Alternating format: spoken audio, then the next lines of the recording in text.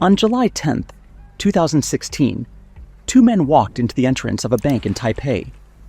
They were wearing medical masks and fisher hats. One of them guarded the entrance while the other stood in front of an ATM. However, he did not withdraw money using a card, nor did he attempt to damage the machine. He simply waited. Then, something strange happened. The ATM began spitting out banknotes, one after another. All the man had to do was collect the money. But just as a stranger approached, the two men suddenly aborted their operation and left. What had just happened? Why did the ATM dispense cash without any physical interference? And why did they leave as soon as someone approached? Keep watching video today on Simple Facts to find out more.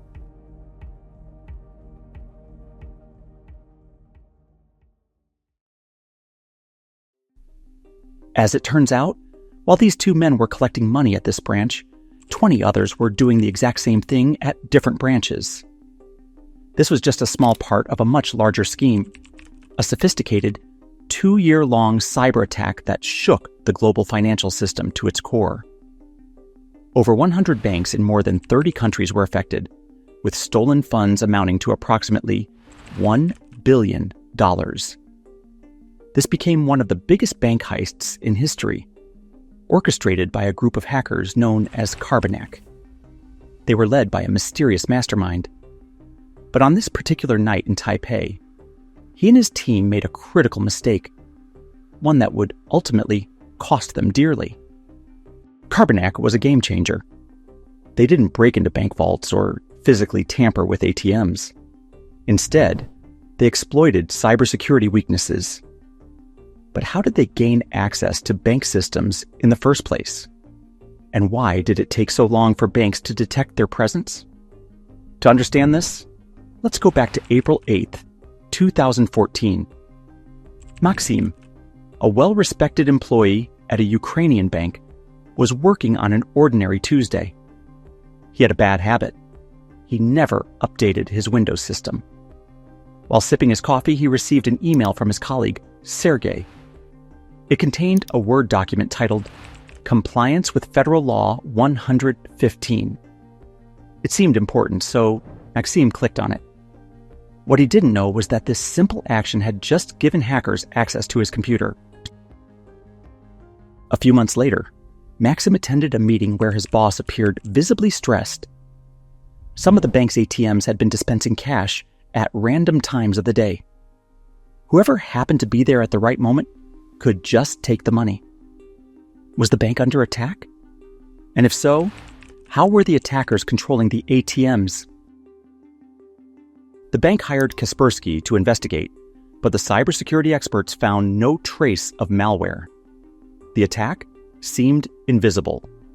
Then, late one night, a Russian bank reported that someone had gained control over their domain controller, the central hub of their IT network. Without a valid reason, it was sending data to China. What was going on? Was this a global cyber attack? A Kaspersky specialist examined the system and discovered a remote access malware. To test if the hackers were watching, he typed "hello" in a Word document.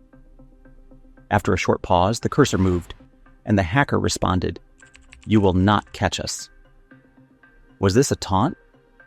Or were they truly untouchable? Investigators eventually discovered that the malware, named Carbanak, was used to infiltrate bank systems.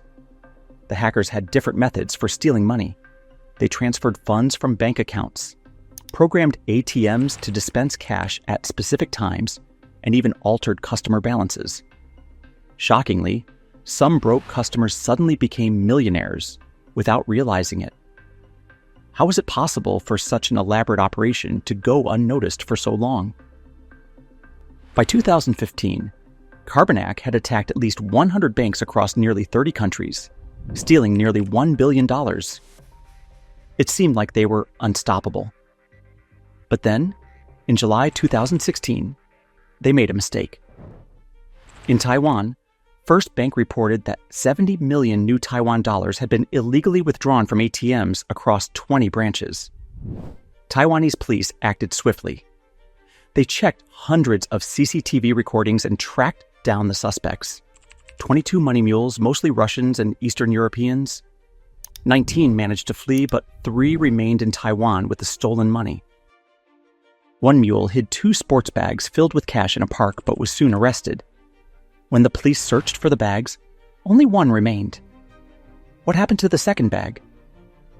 As it turned out, an elderly man had stumbled upon it and taken it home. Did he believe it was a blessing from above? The police recovered the other bag and continued their search.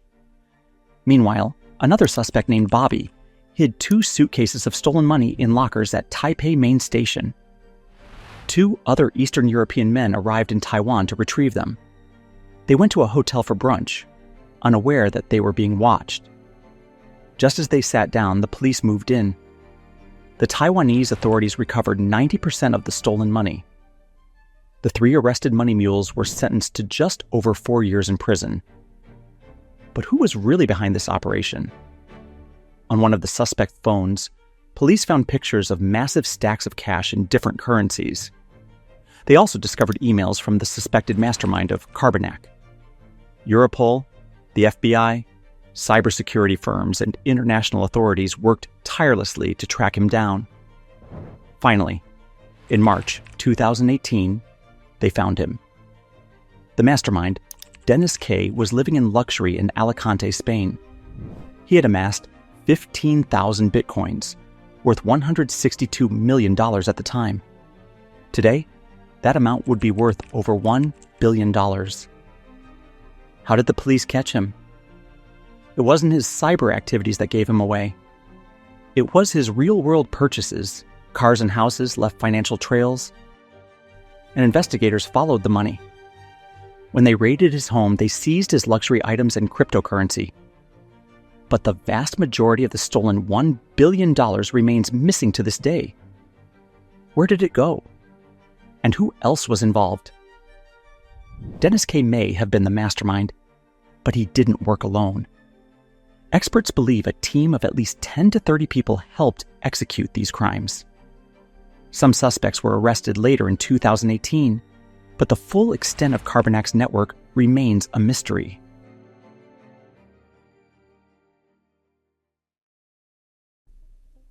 What does this mean for cybersecurity? Carbanak's attack exploited a Microsoft Word vulnerability, one that had been fixed 3 years earlier. Yet, because Maxim neglected to update his system, the hackers gained access. Could this entire operation have been prevented with a simple software update? This case raises important questions. How can financial institutions better protect themselves from cyber threats? Should law enforcement agencies collaborate more closely across borders? And how can individuals safeguard their own digital security? What do you think?